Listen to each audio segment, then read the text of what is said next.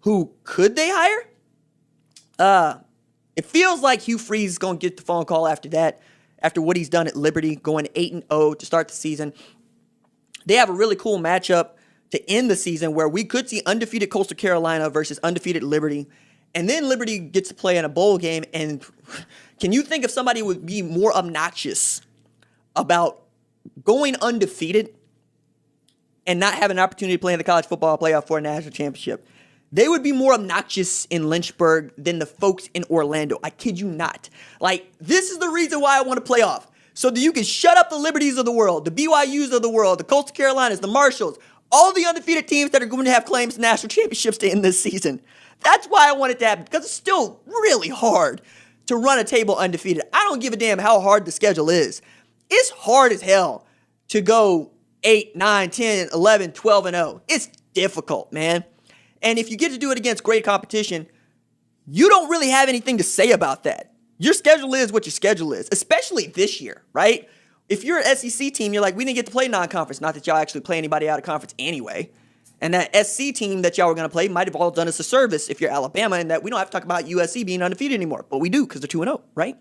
Same thing with what Oregon and Auburn went through last year. If Oregon doesn't catch an L to Auburn to open the season, we're talking about Oregon playing in the college football playoff last year. This is why the non-conference stuff matters, but the non-conference stuff acts like de facto playoff games because we compare those opponents when we're doing our rankings to end the season, and a bunch of suits around a boardroom get to tell us which 4 teams play for national championships.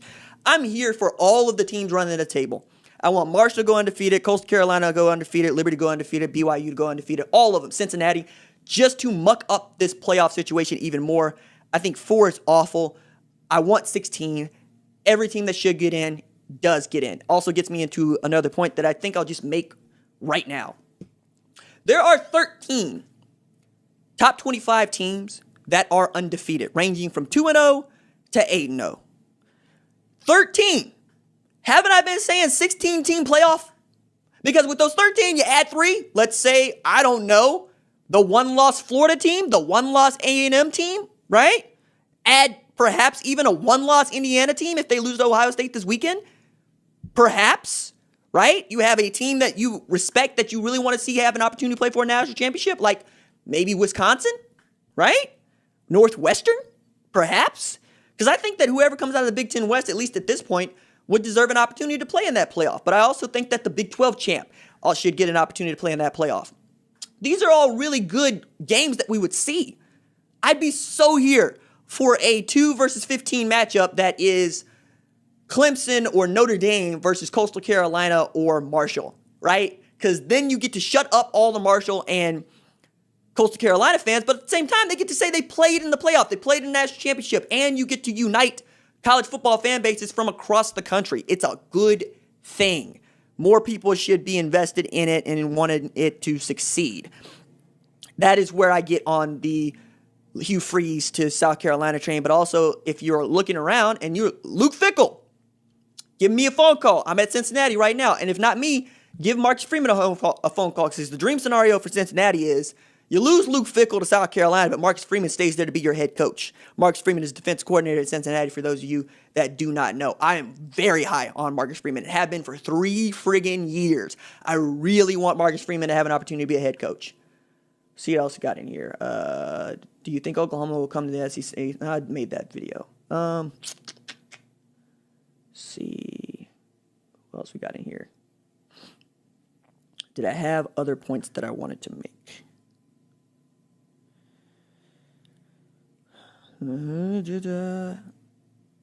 How is Caleb Williams and Rattler going to work? What kind of question is that? Like, how? What kind of question is that? How is Mac Jones and Bryce Young working? You know? Like, how does JT Daniels, Carson Beck, Stetson Bennett, and Dwan Mathis work? How does that work? You know? Like, what kind of questions we got here, man? Get out of here. Let me see. What else? And you say a defensive coach. Don't compare Will Muschamp to Kirby Smart or Will Muschamp to friggin' Brent Venables. Get the hell up out of here. Number one, Kirby Smart has been outstanding at Georgia. They play for a national championship at Georgia. Sit down, son. Okay? Number 2, Will Muschamp had an opportunity to be a head coach before they hired him at South Carolina as a retread. Okay? He was the dude that took over after Urban Meyer and ran it into the ground. He was the head coach in waiting at Texas. My God. My God. All right? Stop doing that. Stop with the lazy take. You're going to get into this chat. Come with something exciting to say.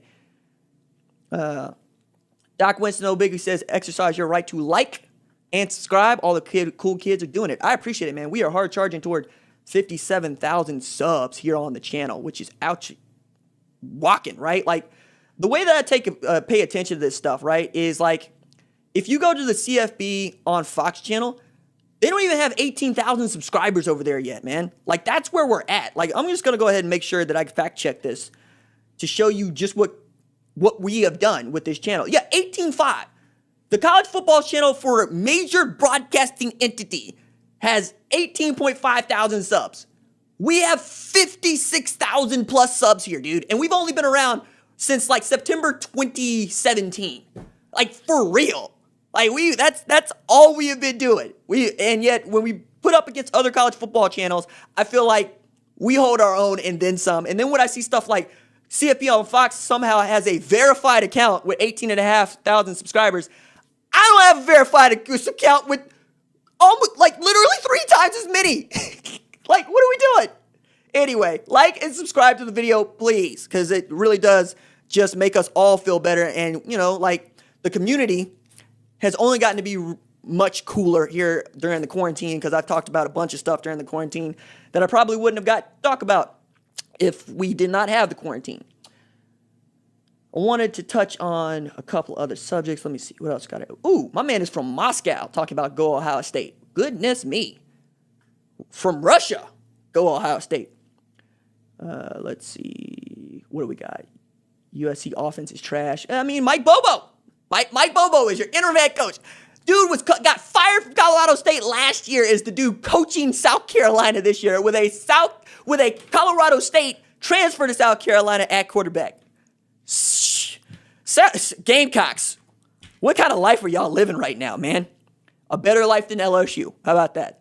What else you got in here? If BYU makes the playoff, how much will it do for their recruiting? Not a whole lot, because they still got certain standards that make it difficult to recruit there. I mean, it's just not, it's not really that much fun to go to BYU. Put it this way. It's more fun to go to Notre Dame than it is to BYU, and it's rigid at Notre Dame. Like, it's hard. You know? Like, it's harder to go to BYU than it is to go to Northwestern. All right? Like, it's difficult, man. You got a lot that you got to deal with. You got to want it to go to BYU. And then you have the mission trip dudes who come back and are, like, grown men with, like, teenagers who are probably booing the other team because they're 29-year-old true freshmen.